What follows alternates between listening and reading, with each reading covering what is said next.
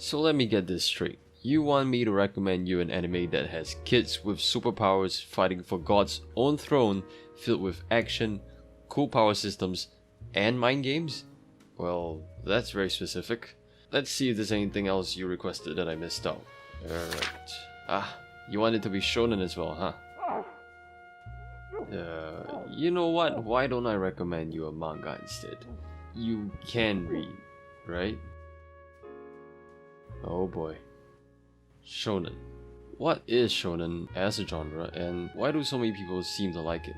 Does Shrek count as a shonen? Ask anyone these questions and you will almost 100% get a different answer every single time. In this day and age, shonen is arguably one of the most popular demographic for manga, probably due to the fact that a bulk of its fans fall within that demographic or started watching/reading at that age. Or it could just be the fact that that's pretty much all the shonen conventions anyway. So, with a genre that is so absolutely oversaturated, you'd think that my recommendation today would be some groundbreaking story to set it apart from all of the competition.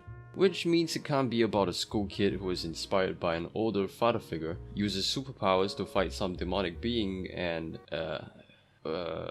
wait, what was I talking about again? The point is, stories always have certain tropes, shonen manga being no exception, with a common trope, for example, being that the most important thing to win a fight is not strength, but the mystical power of friendship. But in the end, it's not the tropes that define the story, but how the author makes these tropes work, such as how the protagonist gets stronger and how he uses his powers to defeat his opponents that makes their story a different experience. That simple variation makes shonen a genre with a low barrier of entry, which is exactly what Law of Ueki feels like to me. Imagine this. On a cold, peaceful winter day, you're just walking back home after going grocery shopping. Suddenly, an old man comes up to you and blows up a tree. What would your reaction be? That is correct. Option D. Ask him to give you powers to revive the tree.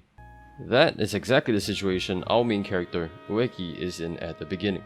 After being given the power to turn trash into trees, he finds himself the subject of many wacky battles to the top, as the old man, whose name is Kobayashi, is actually a candidate in a 100-child tournament to become god, and makes Ueki his little gladiator. This is all to prevent the final prize from falling in the wrong hands, which is essentially what happens when you give a child an MP5 for his birthday. The final prize being a blank talent, in which the winning child can wish to be given any skill such as world domination or whatever.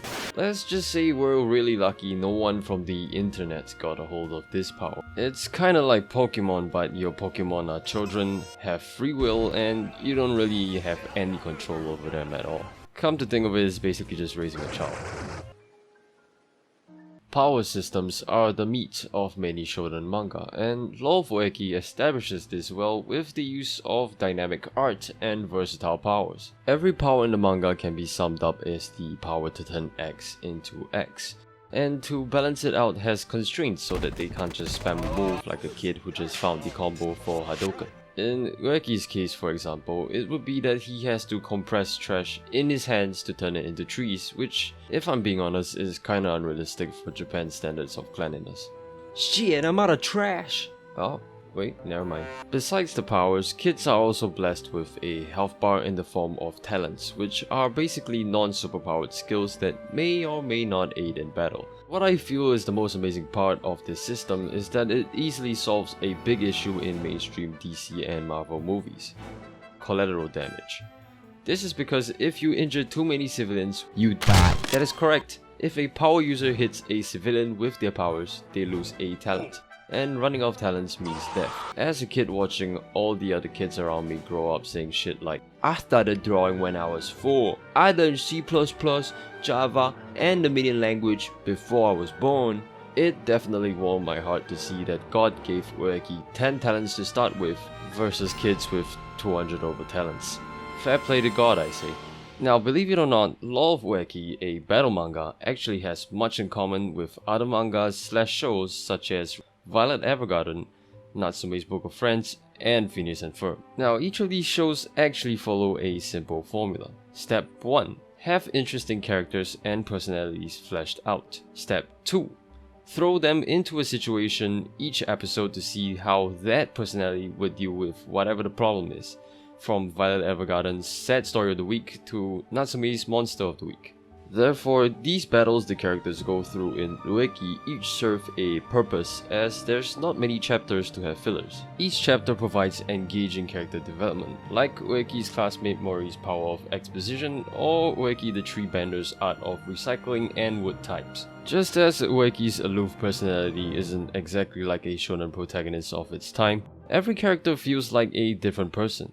I mean, look, we've even got our own Zuko that doesn't use fire-based powers. Now, if I were to compare the reason why I like Law of Ueki to a game, for instance, to wrap things up, take Celeste for example. In this platformer game made long after titles like Mario and Crash Bandicoot have made the genre what it is today, Celeste actually doesn't do anything groundbreaking per se. The game only has 4 controls: move, jump, dash, and climb, the one core skill being the dash. Much like how Ueki at the beginning only has his ability to spawn trees. However, as the game progresses, you get other slight mechanics that complement the dash, such as spring pads, diamonds that refresh a dash. The list goes on without the gameplay ever going stale, much like how each power user in the manga develops different fun ways to use their powers without being given an ex machina. Many battle mangas fall victim to this exact issue.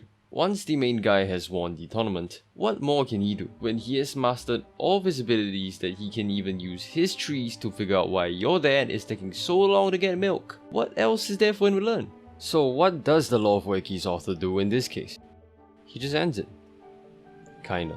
What I mean to say is, a good shonen doesn't have to reinvent the whole industry or give readers a mindfuck experience. As long as we can follow the story easily and get engaged in a fun plot, I'd say you did a good job.